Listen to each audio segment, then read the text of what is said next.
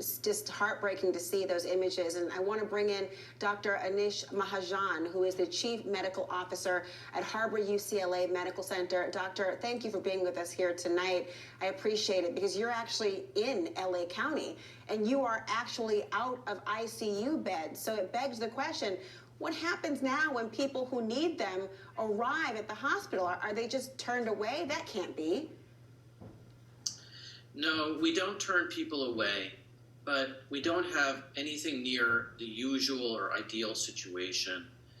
When we reach a point like we have in Los Angeles, where there are no more ICU beds, where our hospitals are overflowing already, what happens is ambulances have fewer choices to go to hospitals because hospitals are on diversion. But when every hospital is on diversion, the ambulance has to go somewhere. So it comes to hospitals like ours. But it takes longer for the patients to get off the ambulance and get cared for in the emergency room because our emergency rooms are filled with patients who are seriously ill with COVID. So why is Los Angeles seeing such a surge right now? What's happened? It's a lot of factors, but I think the most overriding factor is that people haven't really been able to or have not chosen to take this as seriously as they should and stay at home. What we are seeing in our hospitals that is causing the overflow of the hospitals right now is what happened over Thanksgiving holidays.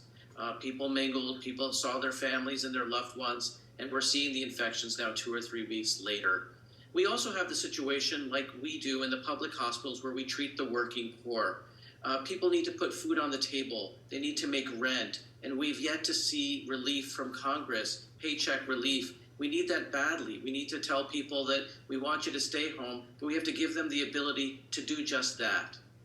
The dignity to thrive, so important. I mean, nationwide right now, I mean, this is the 13th straight day of record hospitalizations. I mean, tell me, what is the toll that this is taking on frontline workers like your staff?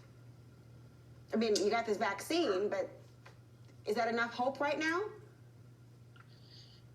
The vaccine is an incredible hope. We started vaccinating our employees this morning at 6 a.m. We vaccinated over 600 of our highest risk employees, ICU nurses and doctors, ER nurses and doctors, and others. It's a great glimmer of hope, but our folks are tired. This is the 10th or 11th month of the pandemic. And people are tired. Some of them are getting sick from COVID. Others are getting sick from stress-related conditions. And we're overwhelmed. We have just too many patients, and we don't have enough ICU nurses and ICU doctors. So what happens is people get stretched thin. People who are working a desk job for many years when they were a nurse 15 years ago are back at the bedside pitching in. But this is not ideal, and it creates a very stressful situation.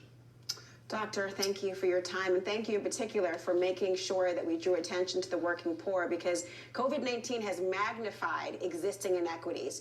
It didn't necessarily create them, but it's magnifying them, and we have to do more to correct the things that were taking place even before now. I appreciate your time. Thank you. We'll be right back.